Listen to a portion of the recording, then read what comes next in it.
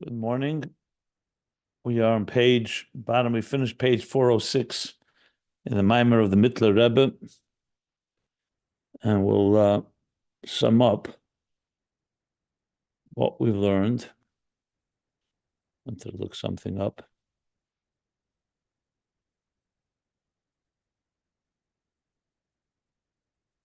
Okay. So, in the middle of learning about Torah, this is the base and foundational text of the end of Ayin Beis. I summed that up a little more in detail yesterday. And specifically, we're speaking about Torah Ohr. What is Torah exactly? So to sum up so far, what we've said is that Torah Ohr there's two levels in Ohr. There's the Ohr that follows the Tzimtzum and is affected by the Tzimtzum. There's the Ohr that precedes the Tzimtzum. Torah is the Ohr that comes from before the Tzimtzum, Pnimius and Atzmis of Ohr Ein Sof Mamish, like he put it, and it descends into Shtalshalos after the Tzimtzum, like the Kav. However, it retains the integrity of pre-Tzimtzum consciousness, so to speak. In other words, how Elokus is in its purest form. But it does come into a structure. Like the Kav Hamida, the Kav measures and creates the structure and hierarchy of existence. But the Kav itself has within it the Ohr Ein Sof, as he called it. We read yesterday, the words are that in the Kav you have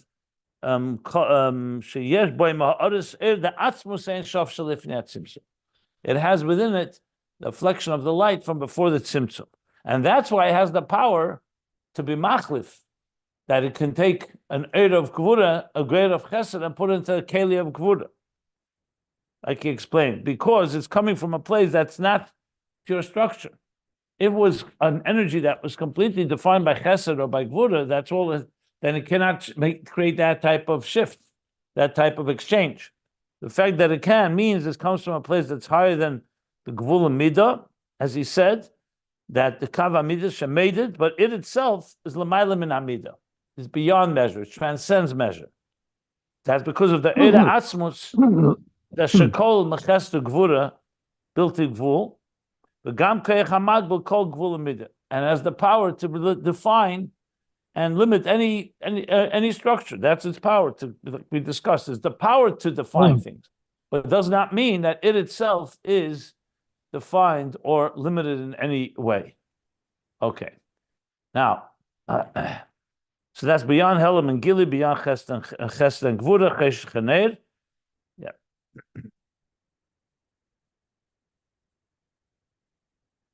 So it encompasses Beis Hofchim the Chesed and Gvura. And the same is the Vov of a Haneros. You have a Godel, a Gibber, Vaneda. A Godel is Chesed, a Gibber is Gvura. Vaneda of the Vov of Teferes that combines both of them.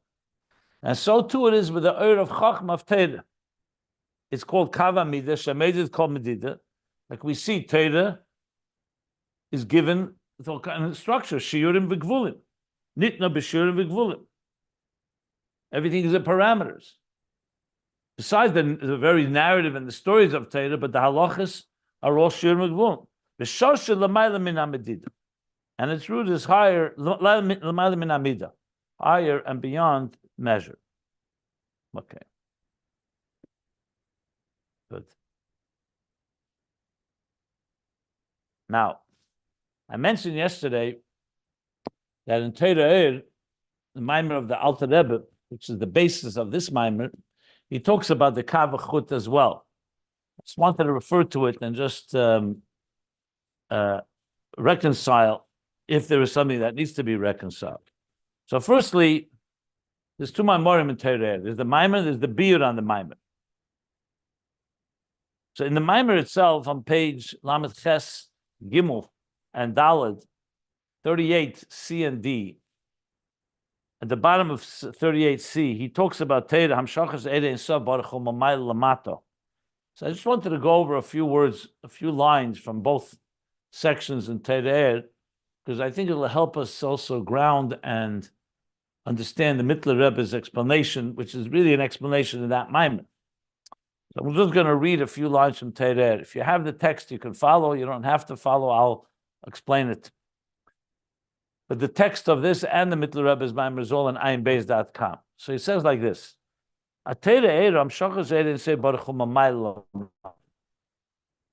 He's contrasting it to Ner Mitzvah. We'll talk about that later when the Mittler Rebbe gets back to the comparison of Ner Mitzvah and Torah. He says,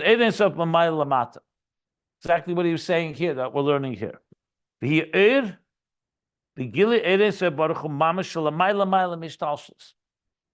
This Eir of Torah is the Eir and Gila of the infinite divine light, Mamish, Shalamayla from Seder Shtalshus.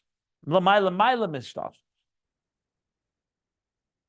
Because you did this bit droga Seder Shtalshus, who beginners Helen, Vislapsa, Seder and Seder Baruch Hu, Lias Yisavas, Mahus Achem, Mahus Beifanim, Minim Shenim.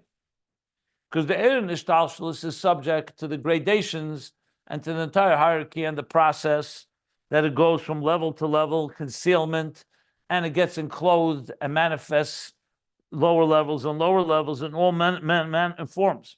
Of Yoshas Cheshach Sisrei. So here clearly you see bring Yoshas Cheshach Sisrei on the Tzimtzum and Helam that controls and regulates the Eir of Ishtalshlus. That's a state of darkness and concealment, not revelation and light. Not light and revelation. This is, I'm reading all from Torah, the bottom of 38c. And Torah it says, Megala Amukis. It reveals the depths. From within darkness. And from the depths I call to Hashem. Mittler Rebbe didn't bring that second expression. I have my theories why, but I don't want to go into it right now. But that's what he brings in Torah. And this is the ultimate purpose of the creation of man. Lahamshich al nafshe, to draw down on his nefesh. So the Eir in Ishtalshus, that's creation, that's existence. The Tachlis Abri is to draw the Eir from higher than Ishtalshus. Lias Eir say Baruch Hu Sheda Lamata Kamei Lamayla. That Eir Sof should dwell below just as above. That's ultimately what a Dira B'Tachtainim is.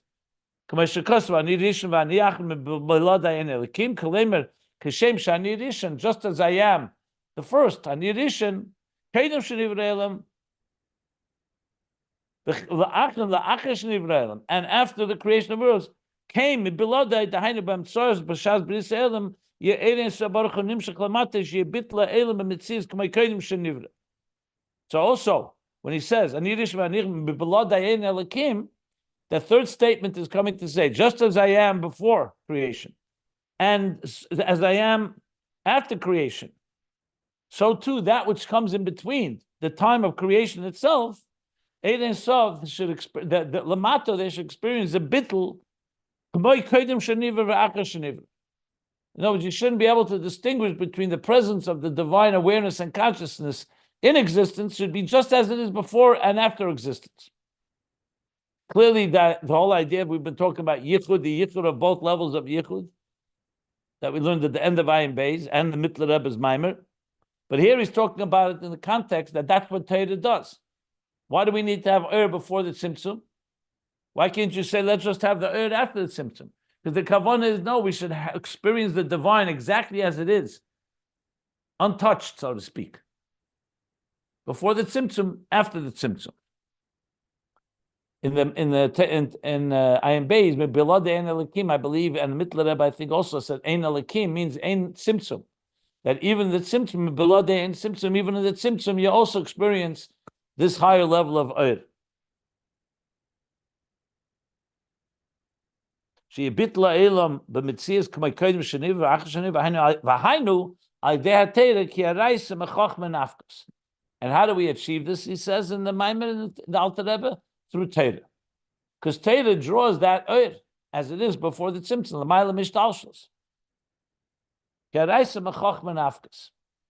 As we'll see, this is going to be the basis, the mile of Torah over mitzvahs, because mitzvahs, even though they're the Ratzon Elyon, but they don't draw the Ur of lifting at Tzimtzum into existence after the Tzimtzum. This will be discussed later. but he's already hinting to it here. So this is Torah Zeiraisa Chochma Nafkas, and he goes on. I'm not going to read all of it, but he does definitely brings Kamesh Kosav Lekvedi Barasav Kovid Begemati Lamed Beis Im Lamed Beis Nesivus Chochma. Barasav is Talmud, Yitzartiv is Mishnah, Vasisa Bechinas Mikra. So here he also brings all three levels of Torah: Talmud, Mishnah, and Mikra. Shekulam Bechinas Chochma ve'erein Sei Baruch Hu Sheiro Mizgala B'Chochma She'enshum Hester Ponim. So it's through Chochma, where there's no concealment, that Torah manifests below and manifests the divine below, just as it is above. And there we experience Ani Hashem Leishanisi, that it's exactly the same. There's no change, no shift from the way Elokus is before the Tzimtzum and the way it comes down into existence. Okay. I'm going to skip now a few pieces because he speaks more about this, but the Mittler Rebbe is going to also speak about it, so I'm not going to go over what he says here. But then that is Torah that he speaks about in the first. Then in the second, the beer in Torah Ohr, the beer of the Alter Rebbe, on page 39a and b, he begins by saying two Akdamas. The second Akdam is Torah Ohr. So he says clearly, Pirush Eir Ein Sof Malchus the Ein Sof Shaba Kol Hat Tzimtzum. Shenasa B'chinas Tzimtzum Ba'Ohr Lias Nasa Mokim Poni Chol Shakolu B'Eir Ein Sof Ba'Ohr Davke V'loi B'Mechus V'Atzmusei Mamish.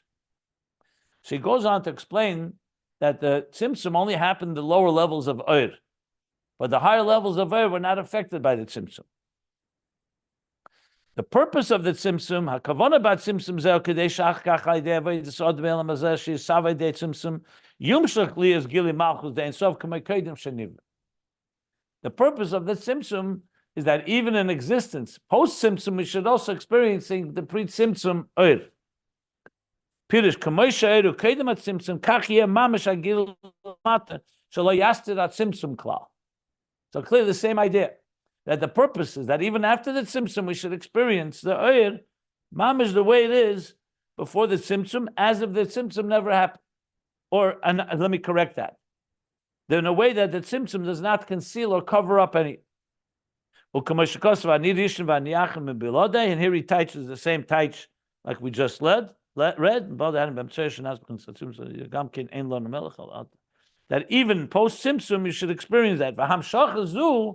I'm not reading every line. I just want to read the main key things that correspond to what we're learning here in the Mittler Rebbe's mind. This is through Torah. V'zeu v'Torah Ohr, and that's the meaning of a Torah. Shemamshe b'chinas gili and insof k'may koydem at Tzimtzum, gam la'achar at Tzimtzum. The way pre-Tzimtzum, that should radiate also after the Tzimtzum. So it's mamish the idea that we've been learning from the Mittler Rebbe what Torah is, that higher level of Ohr. Okay. Then I'm going to skip now, and I'm going to go a little later. He talks then the next page. Let me just see something here.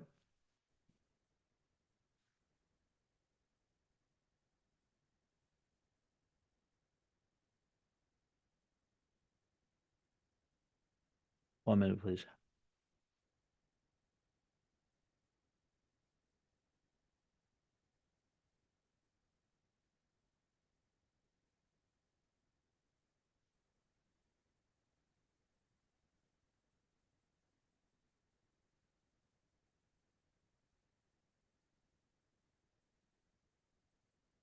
Okay, then he brings the bottom of this page, 39b, A.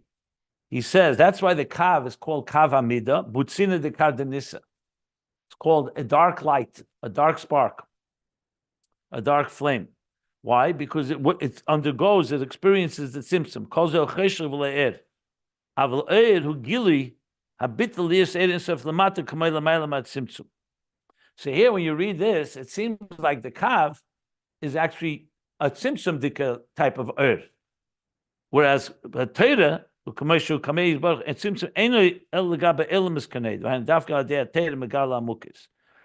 you read it closely, you see that through Torah it reveals that the symptom does not affect the Ohr of Eibishter either. It only affects the Legabe the Makablim. So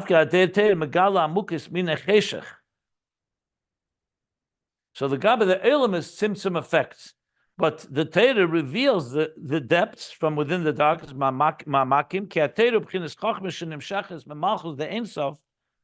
And this is a level that's higher, and that's what brings it down, that even down below, that there's no concealment at all.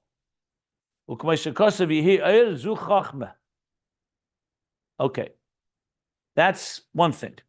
Then a little further in the next column, the Alter Rebbe continues, and he says like this, that the psila, he goes back to the wick in the example of the candle. That's the chut. That's like a chut is a thread. So the thread is the psila is a wick. The wick, of course, is burning, so there's a flame, a fire coming out of it. So he says the chut remes lebchinas simsum ha'er. The chut hints to the tzimtzum, because the oir is not an expansive way. It's a light that is guided by the wick. The flame is burning according to the wick. It's not just an uncontrolled flame. It's guided by and controlled by the wick. Because through the tzimtzum only came a kav v'chut, only a line and a thread. And afterwards, this kav continued to extend and to radiate b'midah with measure and mishkal and weight, meaning creating structure. V'nikra kav amidah. It's called kav amidah, the line that measures. V'yesh b'zeh kama b'chinas b'inyan hakav amidah. And there's a number of levels in this kav amidah. So here already he's hinting to that there are levels in it. The nikra gam kem psil. And this kav is also called, one of the things that's called psil, it's called a wick. He brings from the pasuk, psil pishtim biyode v'knei hamida. So psil pishtim means from flax, a psil, a wick of flax. Biyode v'knei hamida. So now he uses knei. Knei is like a reed. So it's kav hamida and knei hamida. And he brings from Zoyar, sometimes it's called knei hamida, ulezimnin kav hamida. V'aldo psil v'knei. And that's why you have the wick and the reed. So it's like two levels. The knei hamida, he says, is the medida of alma diskasya. They say knei hamida, the reed that measures, that's the measurements of the hidden worlds. Shenikra yam shemida zui alidei knei shegodel etzlai mai. Okay. Umedida the alma disgalia, and what measures revealed worlds, that's called yabosha, land, that's the psil, that's the wick. Al kaponim. But bottom line is this, that the level of psila is el kav amida. Now, based on this, it would seem to be this is affected by the tzimtzum. And we learned in the Mittler Rebbe's Maimer yesterday that the kav amida is like Torah. It does come, it's affected by it comes into the world post-tzimtzum, but it itself remains beyond tzimtzum. So then he goes and continues here in the Maimer, in the Alter Rebbe's Maimer. The psila, the wick itself, that's the measure. But the light or the flame, the oir, that's bound to the wick. Zeu b'chinas Torah. Oir. That's the level of Torah. So you see here that he's not saying that Torah is beyond the kav. It's the oir of the kav. So there's the aspect of the kav that measures. And there's the aspect of the kav that's like light. That's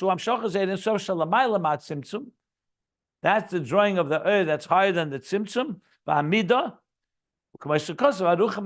like he brought here, that it's aruchem eretz muda. It's longer than the land, the measured land. So you see here, this is sheresh shemoker. He says it's gvura dat yem sheresh shemoker kav amida. Is the root and source of the kav amida. And this draws down more than the oir that is measured. And how does it draw down? He continues, it's through the consuming of the oil, which is the bir of Chochma, of Klippas Nega, of the animal soul, like he explains earlier. We'll talk about that later, not right now. Just bring it because he's already putting it into that context. So when a neshama comes down below and it learns Torah and does mitzvahs and it transforms the animal soul, that becomes the fuel that feeds the wick. The wick draws from it and creates the Torah Ohr. Well, what Ohr is it creating? An Ohr that's higher than Tzimtzum and higher than Kav Midah. That's what he's saying. So when you read it, ostensibly, it would seem to be a little different than the Mitler Rebbe. But I think if you look closer, he's not saying the opposite. He's saying the Ohr is Nitla B'Kav. The Mitler Rebbe just doesn't mention that. He just talks about the Kav having both aspects to it. Here it seems to be more, breaks it down into two parts. But the truth is, in the Maimer of the Alter Rebbe, he does not say explicitly that the Kav is Torah. And in the Mitler Rebbe's Maimer, he does say it. So you have to say it's the deeper dimension of the Kav as it relates to the Ohr before the Tzimtzum. Because either way, the Kav is definitely has the Ohr before the Tzimtzum within it. The question is whether it. The question is to what extent does it impacted the measure and the structure of the Kav. But the Mitler Rebbe makes it clear that the Kav does not have measure of its own. It only creates measure. So either way, the Kav has two elements to it. And therefore, I don't see a contradiction here. It's just the emphasis is somewhat a little different, but the point ultimately is that the Kav and Torah do bring Ohr that's higher than measure. And that's the real punchline here regarding what we're discussing of the role of Torah Ohr. Okay, I just wanted to bring that into the picture for the complete, get the complete picture here. So with that, I think we that summed up according what to we learned to the bottom of page 406. If anybody has any questions, please ask, and then we'll continue. I think that according to the Torah Ohr, the Torah is higher than Kav, even though that in Kav there are Kav beginnings. I'm correct? I said what I said. You're agreeing with what I said, or you're not agreeing with what I said? I'm asking you. I don't know. I just explained what I just read. This explained how I understand the Torah Ohr, the Alter Rebbe, and the Mitler Rebbe. You want to make a contradiction? I'm trying to not make a contradiction. Here in Torah, in the Alter Mitler Rebbe, he said that the Torah is the level of the Kav. He said it explicitly. He called. So I'm trying to explain how the Alter Rebbe's Maimer is consistent with this.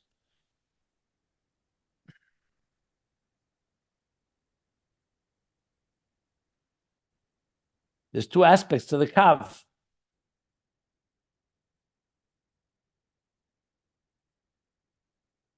He said even here in the Mitler Rebbe's Maimer that even the Kav itself is L'mayla min Hamida. The very Kav that's called Kav Hamida is L'mayla min Hamida. So there's two aspects to it. I think the Mitler Rebbe is explaining a little more. So ultimately, it's consistent.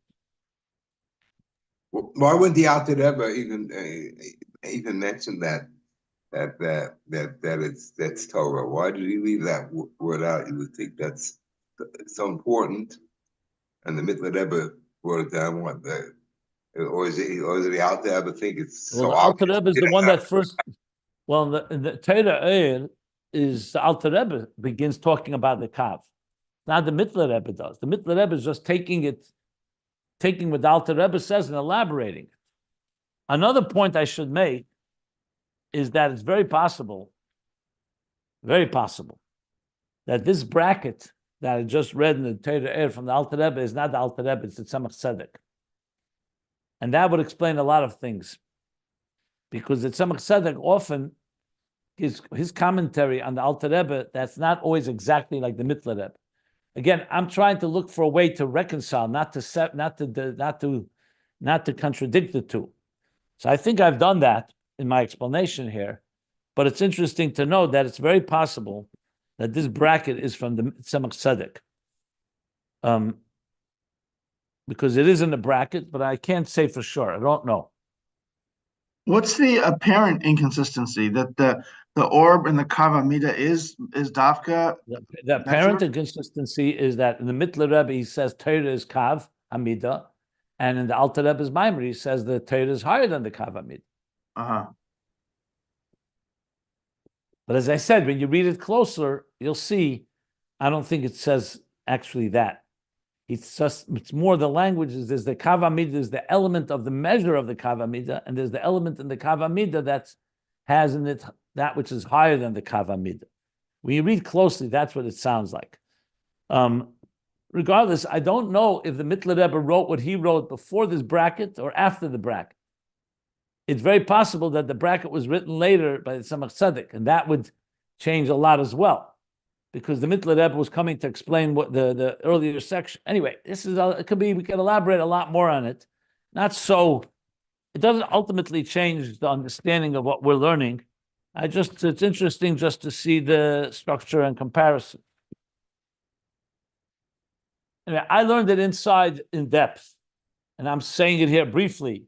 If you want to really delve into it, I would suggest sitting down slowly and reading the Alter Rebbe's Maimer, step by step, then going to the Mittler Rebbe, and then seeing. And then you can listen to this class again, and you'll see how I've explained it. Could be there's other ways to explain it. I think what I said, is the closest to what is accurate here.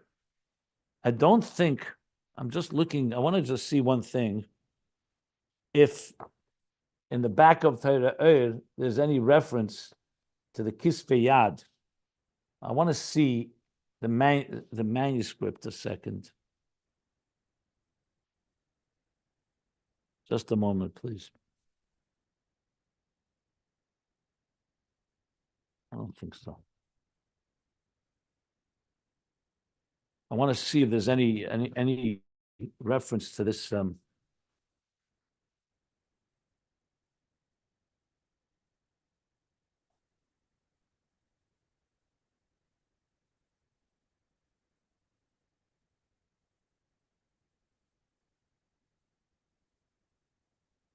Yeah, it's very likely it's Tzemach Tzedek.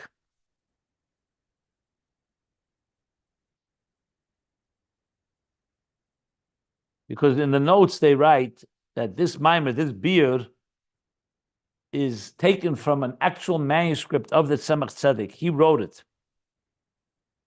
So it means he wrote it from something he read, and very likely he added these brackets. That's interesting. Mm-hmm. But Torah Ohr, the rest, not the beer. The Torah Ohr was also, I thought. The Torah Ohr is definitely the Maimer itself. The Maimer itself is definitely from the Alter Rebbe, especially the first Maimer. The beer is also from the Alter Rebbe. The Alter Rebbe did not write his own. Listen a moment. The Alter Rebbe did not write his own discourses. They were written by those that heard it. Manichim, the Chayzrim. So it's very likely the second Maimer, the beer, was written the Tzemach Tzedek. He probably was not written from what he heard, because if it was said in Tovkuf Samach Zayin, the Tzemach Tzedek would have been then Nuntes Samach Tes. He would have been, he was born Tovkuf Memtes. So he would have been 18 years old. It's possible that he wrote it from what he heard, or it's possible that he wrote it from someone else who had written it and added his pieces to it. So it's not clear 100%. It's an interesting discussion, interesting chira, to figure out exactly how all this evolved. But it's very likely that the Mittler Rebbe wrote what he wrote, not necessarily before the Tzemach Tzedek wrote it, but he wrote it without necessarily seeing the Tzemach Tzedek's writing, which would then mean that the Mittler Rebbe was not reacting to the discussion about the Kav in Torah Ohr. He was reacting and explaining the Torah Ohr of the Alter Rebbe in general. It still doesn't change it, because again, regardless whether it's the Tzemach Tzedek or the Alter Rebbe, we still need to understand these two aspects of the Kav. The main point is the takeaway is very clear. Torah and the Kav have both elements to it. That's clear. And the Mittler Rebbe emphasizes that. Okay. Can you explain substantively, is it Torah Ohr is the only, I don't think this is the case, but I want to clarify, the only light that's coming through the Kav, or when Torah is being channeled into creation, it's coming through the Kav, but like the Kav is also measuring light.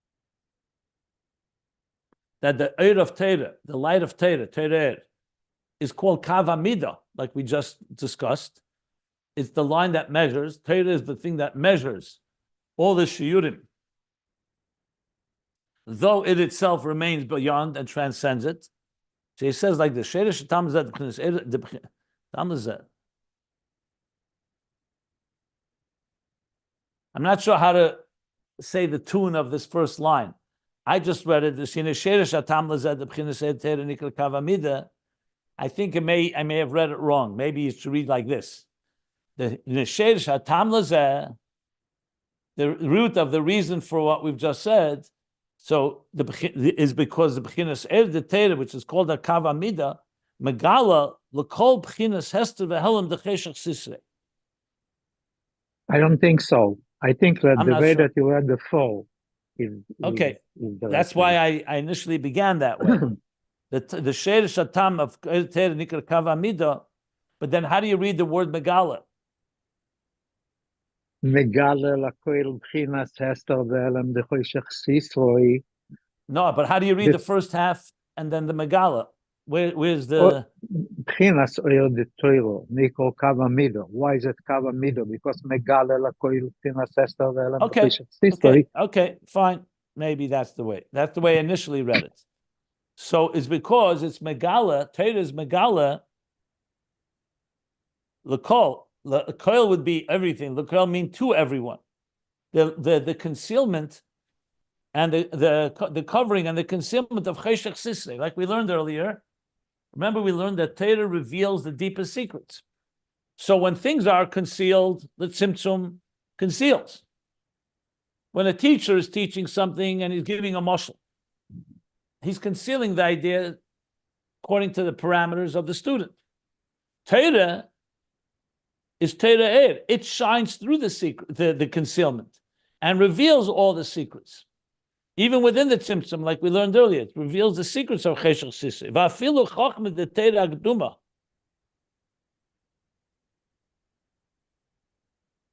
In other words, what he's saying, before I continue, sorry. So therefore, it's like the kav. What does the kav do? Before the kav, you have a tzimtzum that conceals and leaves a chol l'mokem poneh. It's an empty space. Nothing is revealed. Yes, within it lies God's power. Within all that concealed, but it's not revealed to anyone. What does the kav do? It comes and illuminates. It illuminates this the chol l'mokem poneh.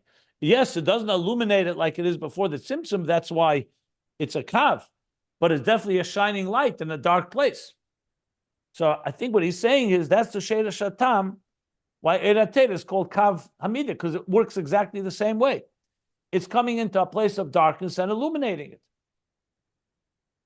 I believe that's what he's saying. I'm not saying for sure because it's very brief, but I think it will be understood as we go along. So he continues now. Va'afilu chochma de Torah hagduma. And even the wisdom of Torah, hagduma, meaning that the wisdom of Torah, primordial, pre-tzimtzum. Like we learned, the Torah hagduma, he said earlier, is the Torah that's higher than being a kav. It's the Torah as it is before the tzimtzum, where it's with the blueprint, the Eibishter's blueprint, like you said, Ayin, shahoisa Ayin, mutzna umufla nigla, muftzah mufla, is also hidden and concealed, and umufla and beyond. Mufla is like Pella.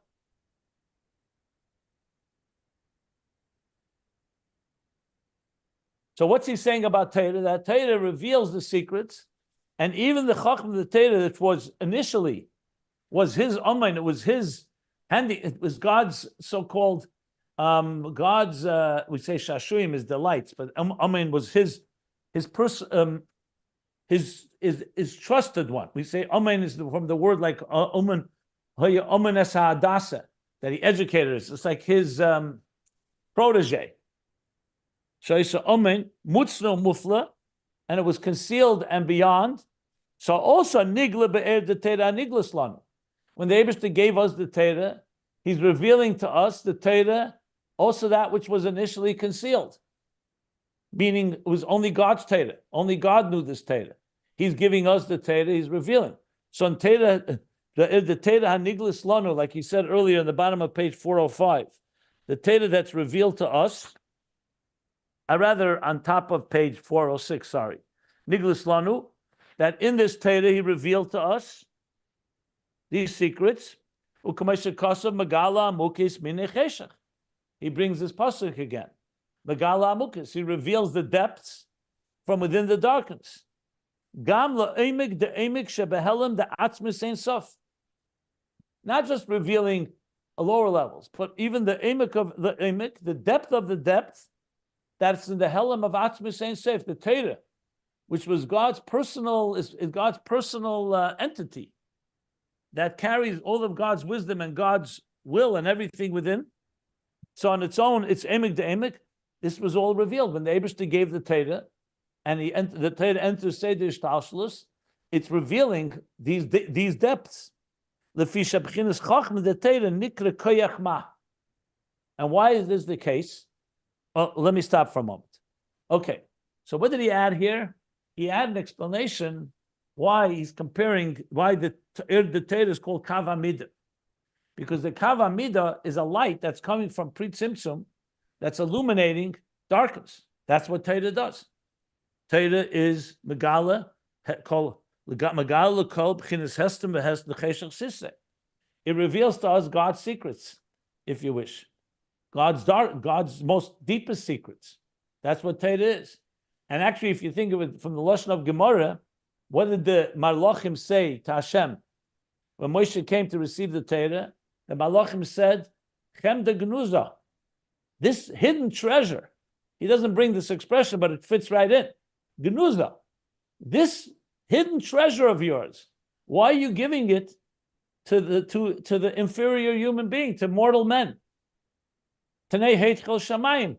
You should give it to us in heaven because we'll appreciate it. Chem de Gnuza.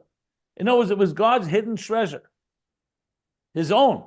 Torah is God's gift. And we say, lekach teiv. I mean, there's so many expressions how Torah is God's deepest treasure. And what did he do? He gives it and reveals it to the human race. Gives it to Moshe and to the Jewish people. So this is all this is all captures what the Kav does. But here he's not talking about the Kav that creates existence. He's talking about the Kav as it reveals God's deepest secrets, which is what he was speaking about before, the role of Torah. That Torah is not just that it comes from Pri Tzimtzum, it reveals all the secrets that are before the Tzimtzum, that are hidden within the Tzimtzum and beyond, the deepest secrets. That's what he's saying here.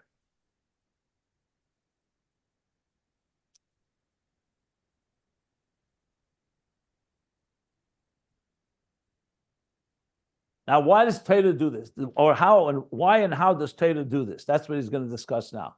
But I'll stop. Anybody has any questions on what we just learned? He says the reason Lefi Shebchinas Chochma the Torah Nikra Koach Mah. Where is this all revealed? In the Chochma of Torah, the wisdom of Torah. Remember, Torah is not just God telling us things, facts. There's a wisdom to it. When you learn, even Pshat, it's written in an intelligent structure, and especially when you start learning Torah properly with all its interpretation, and so on. There's a wisdom. He says wisdom, Chochma, is made up of two words: Koach Mah. What means Ma? Why is it called Koach Mah? And this will take us back to what he said earlier. I just want to go back a moment. When he started about Chochma the Torah, he kept calling Torah Ohr is the Chochma of Torah, the Chochma of Torah. The Chochma Gduma, the Seidus HaChochma. Yeah, that's the expression he used all the time. In Chochma the Torah. So Chochma is the words Koach Mah, the power of what? Pirush Ma, Bli Bahus, Dover Ma. When you say something Ma, what do you say? Mazeh in Hebrew. What is this? It's like asking, wondering, what is this? When do you ask what? When something is not very tangible and very clear and defined, you say, what? It's like almost like a peladic statement. What was that? What is that? So Koach Ma means the power of what? A power of wonder, if you wish. A power of awe. Koach Ma, like when you say a flash of idea comes into you, you say, what was that? What did I just What did I just realize? What epiphany did I just have? So pli mechuz dover ma. Shebilti nirali yes bedover ma klal. So it's an entity, it's a reality, it's an experience that doesn't have nirali yesh. There's no defined state, substance, bedover ma at all. Al kain ein dover master klal mitzamtzim klal. That's why nothing can cover or conceal it, because it's not made of a substance.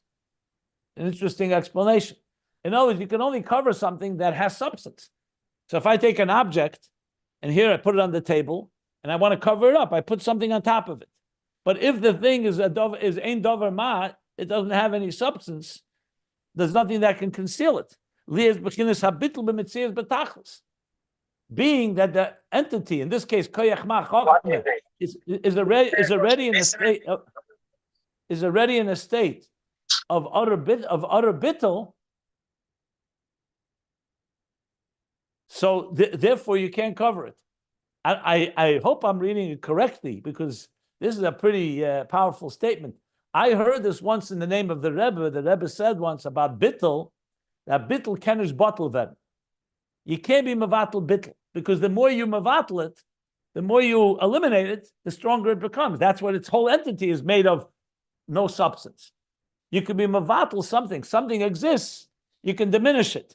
But if its whole personality is about being diminished, its whole identity is selflessness, how can you erase selflessness? The more you erase it, the more it becomes selfless, the more selfless it becomes.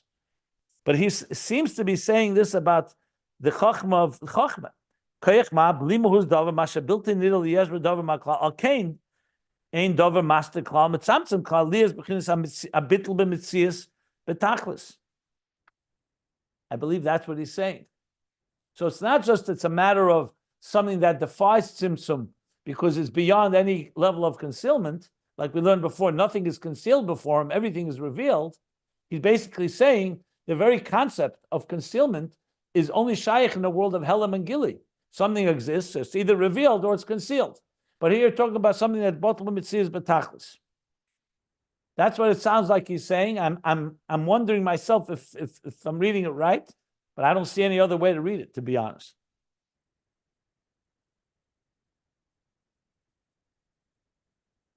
Kamei Moshe, like Moshe. So you know what it says by Moshe? She'omar v'anachnu mo. He speaks ma. Why does he say anachnu ma? Ma means like what? What are we? It's a declaration of Bittul.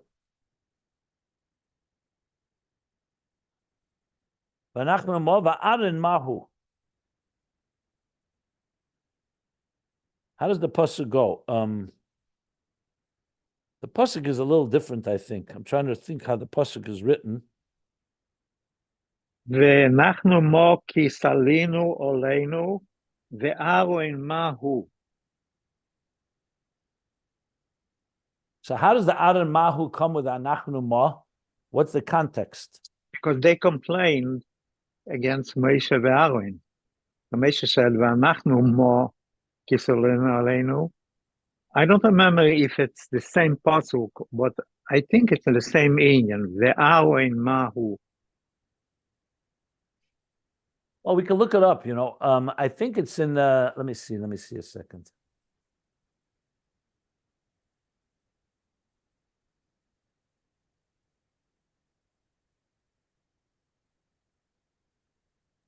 I'm not finding it on a quick search. It's, the pasuk is, I'll tell you where it is. It's in Shmois. Yeah, B'Shalach, it's B'Shalach 16, that Tezayin. Look up B'Shalach Tezayin. I think it's Zayin, pasuk Zayin and Ches, if I'm correct. Yeah, B'Shalach. It's there. It's in the section of, I think, of the man at the end of B'Shalach. Yeah.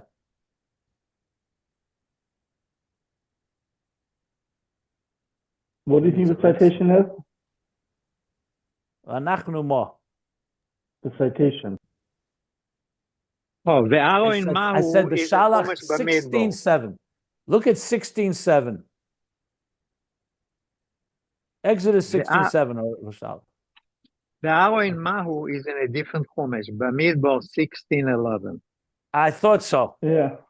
Yeah, I thought it was two different places. הקוירח. לכן עתו וכל הדוסכו הנויודים על השם, וארוין מהו כסלינו עולם.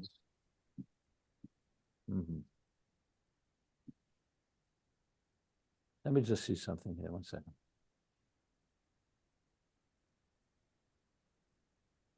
I mean, it is in the place you said.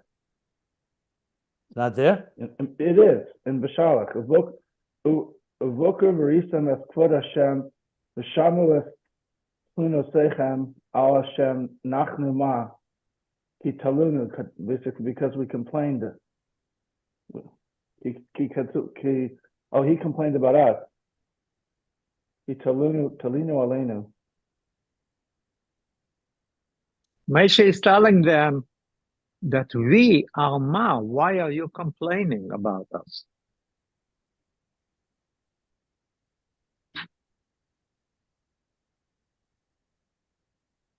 Where was the other citation, Rabbi Jacobson? He said it in the Koach 16. Bamidbar 16:11.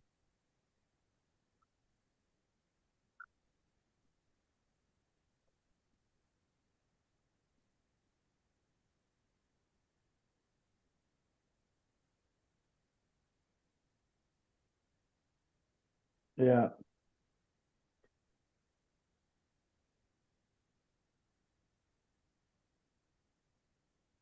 I just want to see one thing. I It's want very to see it. similar. I'll look up. I'll see. How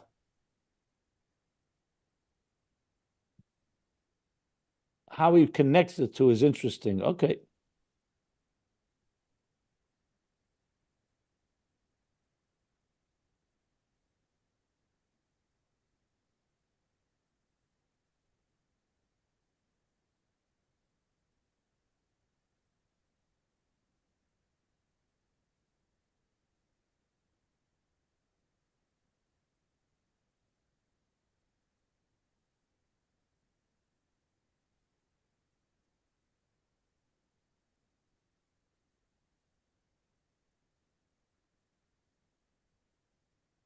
Okay, he's bringing the Ma in Parsha Koach similar to here. So bottom line is that Chochma is Koach Mah. It's a level of Bittul, of selflessness, and that's what Moshe was saying, or Anachnu Ma. And then later, Ayin Mahu, similar idea, Ma, B'chinas Ayin Mamish, a state of utter selflessness, Ki'ilu Eina Nitvis B'mitzias Dover Klal. As if it does not occupy, does not take, it does not occupy, does not take any space, does not occupy any space, does not manifest in any existence at all. And this is and so is the level of the Eir Chochma of our holy Torah, B'chinas Ayin Uma Mamish, a state of Ayin, utter Bittul, utter selflessness, utter lack of self, Mufshat, stripped of, B'kol B'chinas Yesh B'tachlis, stripped of any definition and any type of substance at all. K'bayshakosov Mashmai brings another pasuk, Mashmai. This is in Mishlei, I believe. No, this is also in Chomesh Mois. Moshe Rabbeinu told Hashem, I will come to Bnei Yisrael, v'omru li ma shmoi. That's in Shmos when he says, Eya Asher Eya. Yeah. That's what you mean? Yeah. Are you sure? Okay, I think be. so. No, I know it says it there, but I think here he may, okay, I'm not positive. You may be right. I'm not positive. Let's see something here. Okay. What? Let me see one thing. 34. Zalmi.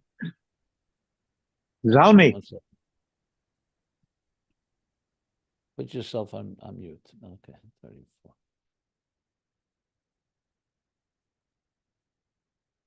In Mishlei, there's a pasuk that says, Mashmei u'mashem b'noi. It maybe he's referring to that. Okay. And therefore, since the Chochma of Torah is a level of Ayin, ein primis va'atzmis de'eden lekach.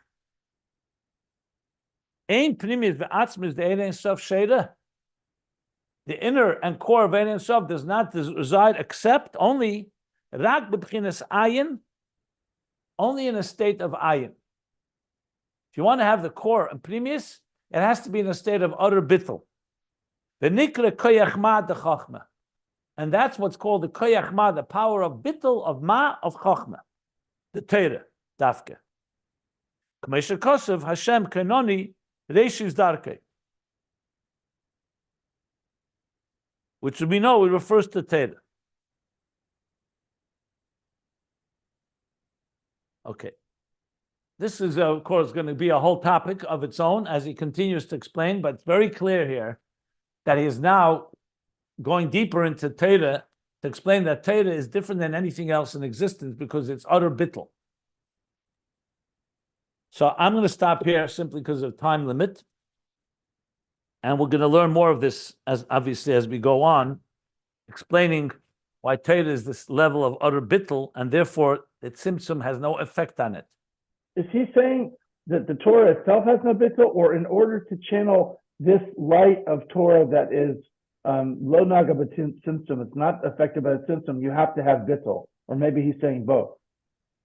In other words, if you I understand the former to be the simple interpretation. Torah is the level of Ayin, and that is that's its level. Mm-hmm. And therefore, it which makes total sense because Torah does not as opposed to creation, everything in creation, whether it's physical or spiritual creations, whether it's a stone or an angel or whatever it may be, is all defined by its identity.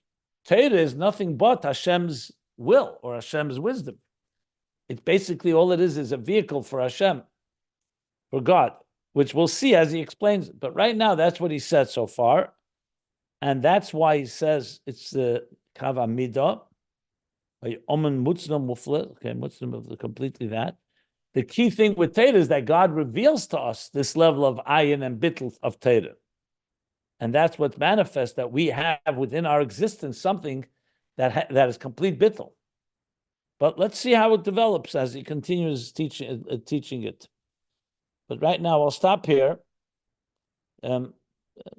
Close to the middle of page 407, and there's more to go. It says by no means over this topic.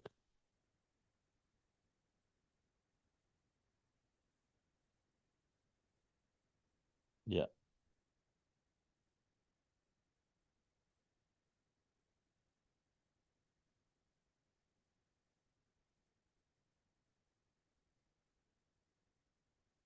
Okay. Are there any questions?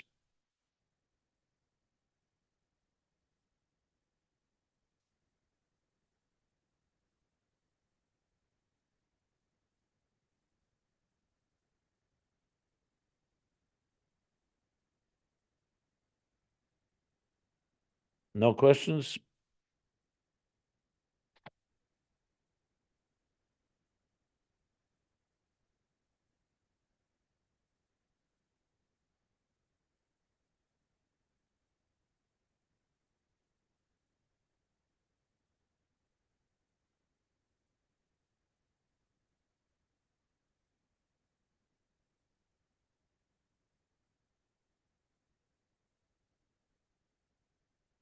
Okay. So we'll stop here.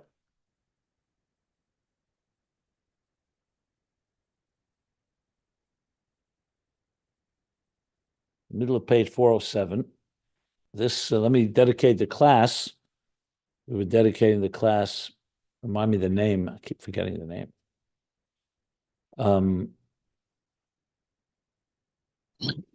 Ariel ben Avraham. Right. So this class is dedicated in the memory of Ariel ben Avraham. Only good news. May the family be comforted.